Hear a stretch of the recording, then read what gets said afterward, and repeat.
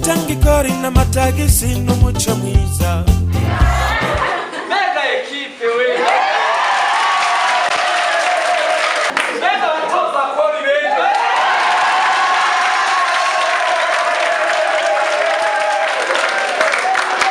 mega batanga kori beza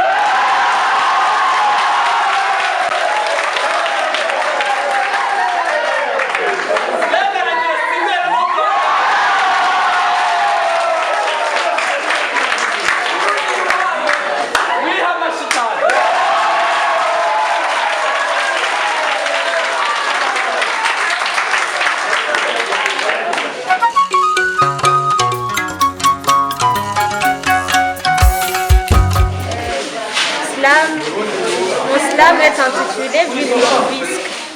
Célébrons et crions Vive l'Obisque, tout en brûlant comme une flamme. Puisque nous ranime de toute heure, nous sommes prêts à te dire qu'on t'admire. Faisons comme la Suisse, tout ce que l'on puisse pour qu'on accomplisse ce que l'on dise, en ignorant les bêtises de ceux qui nous connaissent, les biens du fisc. Allez, contribuons à la construction de notre nation, sans que ce soit de l'obligation, mais comme une ambition et une passion chaque citoyen. Oui, on est d'accord avec tous nos efforts qu'on peut bâtir notre corps sans demander des renforts de sponsors. Ensemble, on est prêts à parcourir tant de kilomètres pour combattre ceux qui détestent le 4 lettres of ISC. Obisque, Slam, Philharmonie.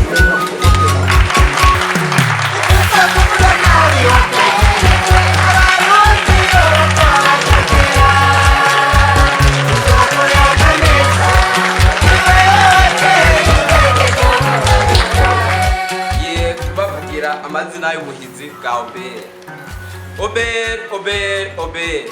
Reka ndakuvuge ndakubwire bose abatakuzi bakumenye, abagabo, abagore, ugwaruka n'abana bato bakumenye. Waraje mu mwaka wa 2009 userukira mu guseruka nk'izuba riserukiye Burundi. Ewe Obert, waraje utora umushinga ushigikira igihugu, utorana ivyatakaye mu gihugu cacu c'u Burundi. Waraje utora umugumyi banga kuko wasanze igihugu cy'u Burundi cyawe amaboko imugongo nabakava amahanga. Ewe Obert, waraje ushigikira leta y'u Burundi mu kuyifata mu mugongo mu guhemba abakozi bo mu bisata bitandukanye, nk'abajejwe amagara y'abantu, abajejwe gutanga indero, eka n'abajejwe umutekano nta ucidoga ngo umushahara watevye. Zayegeregere twaradisezereye mu Burundi kuva washika. Ewe Obert, nutangwa no gufasha abanyagihugu bato mu kububakira amasoko ya kijambere, amashuri n'amavuriro, abana babo bakiga bakongera bakagira amagara mazima. Ewe Obert, reka ndakuvuge kuko uburyo ukoresha ntahandi ubukura atari mu gutoza amakori n'amatagisi hagati mu gihugu, hamwe no guharura ivyinjira n'ibisohoka hanze y'igihugu. Eka mbere nutangwa no gukoresha ubuhinga ngurukana bumenyi kugira ngo ntihagire uguca mu ryahumye. Ewe Obert, waraje ubinyishishushe ku bibazo Burundi bwari bufise n'abarundi. Zokuvuga rirenge kuko ivyo wakoze bikora inka. Gereje aho mvuga ati Murundi utaratahura ivyo Obert ikora, ngwino nawe umenye. Natwe twafashe ya mbere nk'abagenzi ba fizikalite kugira ngo twamamaze ivyo Obert ikora. Mwongere mumenye kandi mumenye. Numubanyi mwiza ntago yajije kutwambura nk'uko abarundi bavyiyumviye igishika. Bibwiye yuko ije kutwambura ahubwo yarijije kutwambika umutamara n'ibirezi. Ewe Obert, nirambe Obert, irakaramba nirambe Obert, dusangwe Obert mu gihugu cyacu.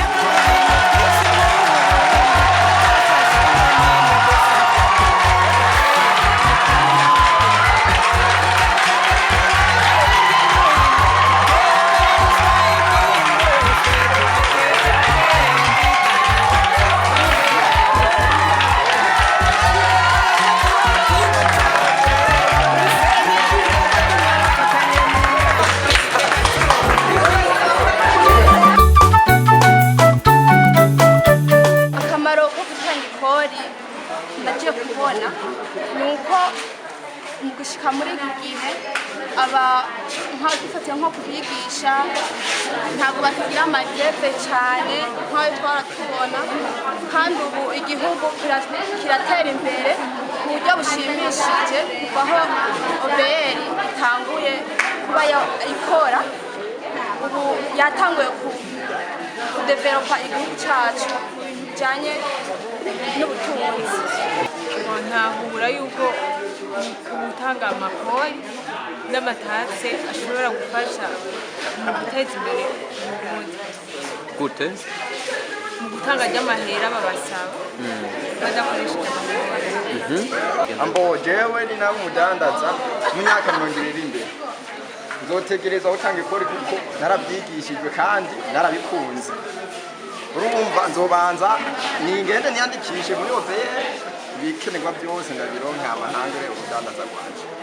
Akamonotera urundi rwaruka nuko bo kwitwararika bakabwira n'abagenzi babo yuko gutanga ikori ari ingirakamaro, utanze ikori uba wubatse igihugu cyawe c'amaguru. Icyo nobwira urwaruka cyangwa abandi bantu aha tuye nuko bose babwirizwa gutanga ikori kugira tubake Burundi bw'ejo bushasha kandi uzohava kwibuka uyora washeshe ekinywabi we mudandaza. Cyakorwa kugira barwanye fraude ni uko abarundi twese duhamagarirwa kuraba aho duherereye kungene ibintu byifashe nk'umuntu umubonye afise fraude ukamutanga hama bikaja mu ngiro nyene bagakora ibikorwa bibereye bakamuhana bibereye. Ekinywabi we mudandaza. Inkurikizi ni uko uwo muntu yabikoze bamaze kumufata ashobora gufunga ubuzima bwiwe bwose agatandukana n'umuryango wiwe biganashika ubuzima bwiwe bukononekana agatakaza ndetse n'ibyo byose yari afise bikagurishwa nyene muri OVR. Ekinywabi we mudandaza. Iyo ushije ibidandaza mu mategeko n'amategeko icambere urafungwa ubuzima bwawe ugaca bwononekana. Ufise umuryango ufise ugaburira urumva ko badashobora kuronka ikintu cobatunga mu gihe aba ari wowe nyene usanzwe ubatunze muri ico gihe. Ikindi naho iyo utagize iyo uramutse ufunze iyo uvuyeyo uvanayo ufise isomo kubera gusubira kubikora ufise isomo kubera uba wabonye ingaruka yawe. Ingaruka mbi ni nk'uko iyo utanze ikori birongereza ubutunzi mu gihugu, iyo utaritanze naho ni hamwe usanga igihugu kidashobora gutera imbere kuko iyo fraude uba uri kurabona. Ekinywabi we mudandaza. Wese akora ubudandaza ukiyumvira gukora ibijyanye na fraude kuko ibi cyane birabangamira abakorera mu butungane, birababangamira bose kuko iyo ukoze fraude uba ukiriye nabi cyane ujya muntu agira neza agaca mu mategeko ya leta. Icyo nobona akamunotera umuntu wese azi ko akora fraude nuko yobireka atari ugusesagura cy'umuryango. Gutanga ikori n'amatagisi n'umuco mwiza.